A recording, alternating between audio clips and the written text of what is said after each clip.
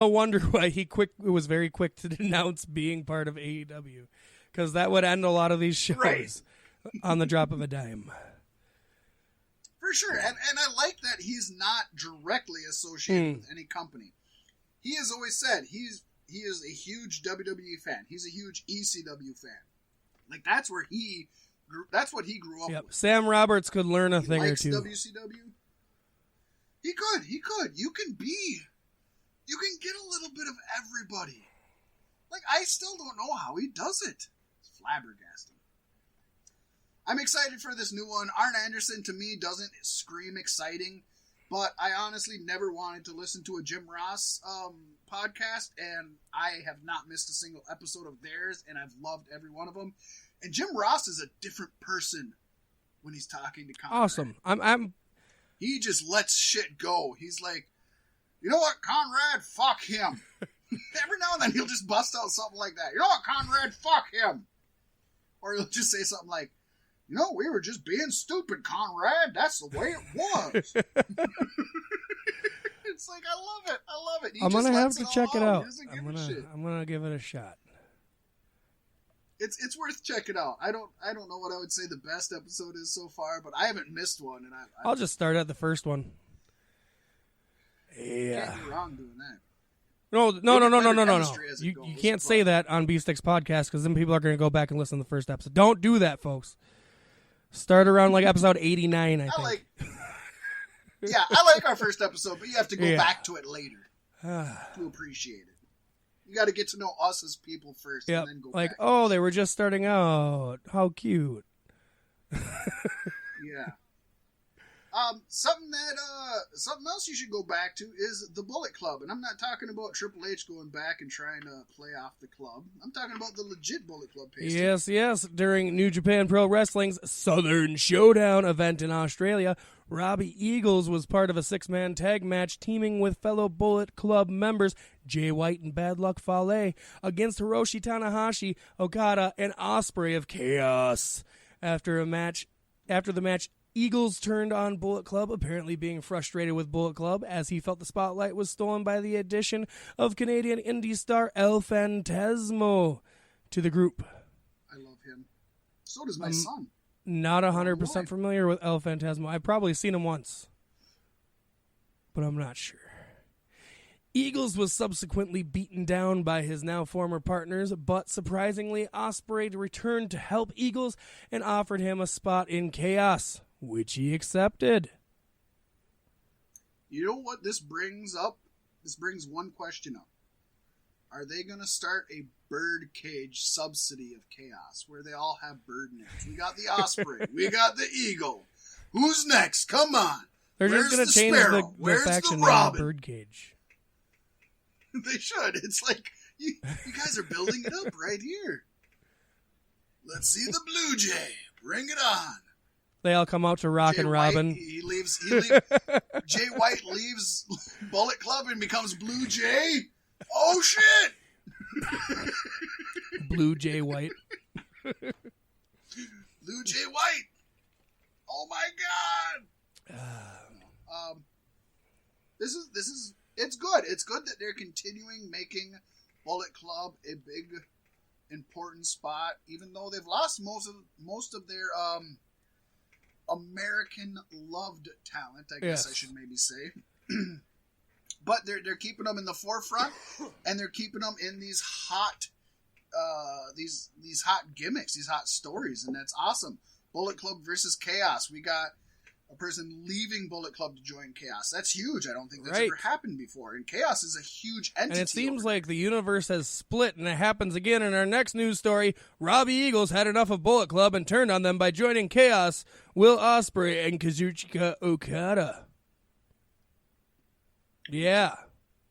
I don't know how that ended. Bad editing by whoever the fuck's writing this shit. That's what I would say. I would say it's bad editing by whoever fucking put this shit together. A bit of deja vu there. Yeah, I blame the Democrats, personally. Something we can't blame the Democrats for, a little quick news bit, but we're just going to get it out here, because we can.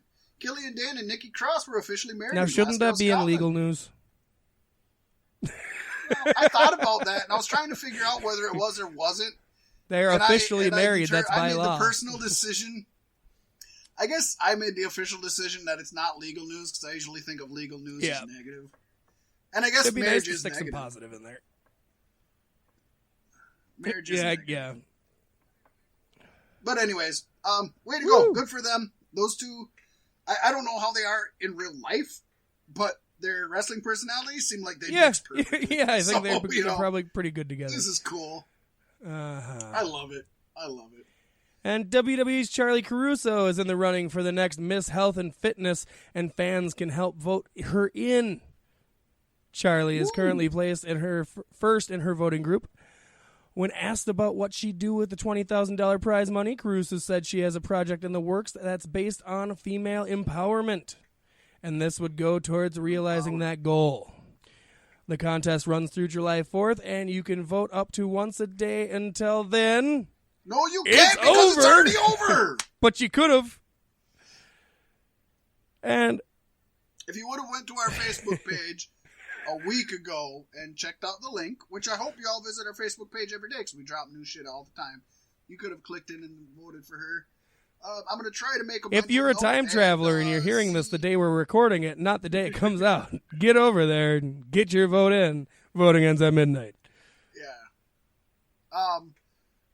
I'm going to try to make a mental note and see if we can look up and see who ended up winning that and if we can get an update on this by next show or whenever. Oh, I think she wins it. I think she does. I don't know.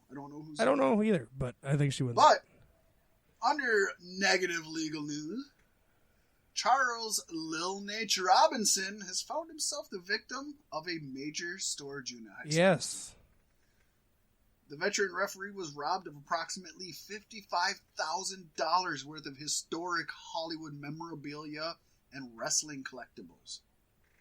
Among the financially significant items that were stolen as part of the storage unit heist was an ultra-rare Evel Knievel stunt cycle toys, collectible Chucky movie dolls, Friday the 13th movie action figures, Planet of the Apes movie lunch boxes, and a Jaws movie statue valued at $2,400. Jesus Christ. As well as a laundry list. Yes, and with that, I have to assume the culprit must be Earl Hebner. Have you checked his eBay account? You know, it's funny you say that. The Jaws movie statue actually ended up on eBay, but was shortly taken down before they could actually try to follow up on it. God damn it, Earl. Damn it, Earl! You know he's just going to try to blame it on his team. Right. Yeah. Yeah, that comment from me got a whole lot of likes on the internet this week. It was good stuff. It is. It's good. Several counts in Jeff Jarrett and Global Wrestling Entertainment's lawsuit against Impact Wrestling parent company Anthem Sports were dismissed this past Monday, the 24th, although the actual lawsuit is still continuing. So, yeah, that's a thing. Positive news. I don't think Jeff Jarrett deserves any money. He was selling gold on the side. And pizza. And plane tickets. I don't even know. Yeah, I don't even know what to think. I don't know. I like it's him, like but you, man, you got. I gotta assume he like signed to WWE just so he could hide.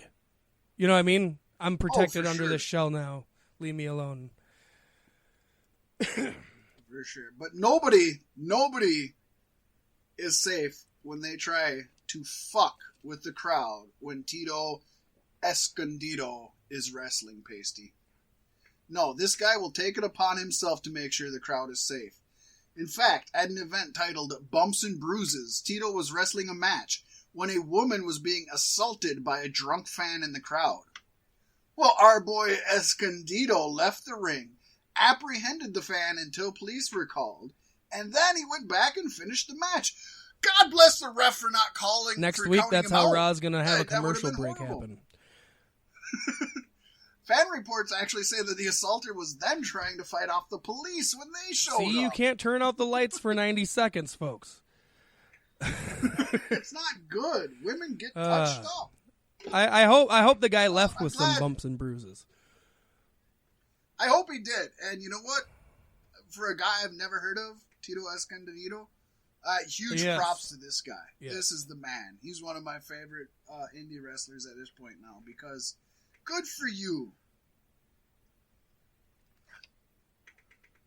In all, Pasty, that man came, he fucked with some women, and he left not under his own accord. But here we have some comings and goings. Some of their own accord and some That's not. right, Fat Mac. International sensation Timothy Thatcher, Dragon Hatcher, arrives in MLW July 25th at MLW Never Say Never, hosted by the Melrose Ballroom in New York City. They like big balls. Woo! Considered one of the most feared and respected scientific grapplers in the sport, Timothy has won championships in the United Kingdom, Germany, and North America. Timothy Thatcher is representing Ringkampf, a German-based wrestling fight team. Thatcher is a versatile, savvy hybrid wrestler, shutting down adversaries on the mat and manipulating their joints with punishing submissions. The 6'3" Californian proudly represents the Die Mat ist heilig Ringkampf ideology. The mat is sacred. Yes. While Thatcher's July 25th match is signed, league officials have yet to disclose who Thatcher will compete against when this exceptional athlete steps foot in an MLW ring for the first time. I've got my money on Filthy Tom Lawler. That's the way to go, right? Awesome. I want to see these two. Oh, yeah. Filthy Tom Lawler, Timothy Thatcher. That's a match. That's a match, and that's setting up a great feud. So, I'm excited to see him. I'm looking forward to this. I think, I don't know him. And I'm not going to lie. I don't really know Ringkampf. I'm not big on German pro wrestling. Not as much as I should be, I guess. But, yeah, I'm really looking forward to this guy. I can't wait to see what he brings to the table. Also reporting to MLW Pasty, at least according to Court Bauer, is South American luchador Zenshi, who is signed with Major League Wrestling and will be making his MLW debut on July 6th in Chicago. Indeed. So we got a German mat grappler and a South American high flyer. That's excellent. But if you think that's good, get this shit. Impact Wrestling has signed D'Lo Brown to a full-time, multi-year deal as a producer. D'Lo had been getting excellent reviews for his work in recent months and has built a reputation for being someone who collaborates with talents. Rumor has it the Canadian company is in the process of signing another producer as well. D'Lo Brown, man. That's a name I never thought I'd hear brought up in a fucking major role again. But you know what? The fact that he's willing to collaborate with talent, that's huge. Impact's been doing good things, and I think things are going to get better and better for them. They definitely will. But if you think that's good, Pasty, wait till you hear this. And now just imagine me doing the D'Lo Brown head shake like he used to do. That's how I walk out of my bedroom every morning. A surprise Saturday at River City Con Wrestling was Teddy Long, and he let his long Teddy out, if you know what I mean. Long as the river. After he did that, he introduced Austin Gunn, son of WWE Hall of Famer Billy Gunn, as the newest signee of Ring of Honor. I'm so happy that he's not going to AEW like I had assumed because of nepotism. That's so awesome. That is cool. We got to keep nepotism away. And it's super awesome that Teddy Long is announcing people being signed to Ring of Honor. That is great. Maybe Conrad Thompson should try to get him on StarCast 3. So we got MLW making good moves. We got Impact Wrestling making great moves behind the scenes. We got Ring of Honor making moves to bring in brand new guys. Ooh. This is cool. This is great. This is positive for the business as a whole. Yes. But with the positives come the negatives, and with the negatives, Pasty, we have to move into the injury and with the report. negatives comes Jinder Mahal. That's what's worse true. Or better, depending on your stance. Reveal. I never like to see anybody hurt. I don't mind Right. seeing them off TV. I don't want to. Like see I said, them hurt. depending on your stance, I try to cover the ground for everybody. Right.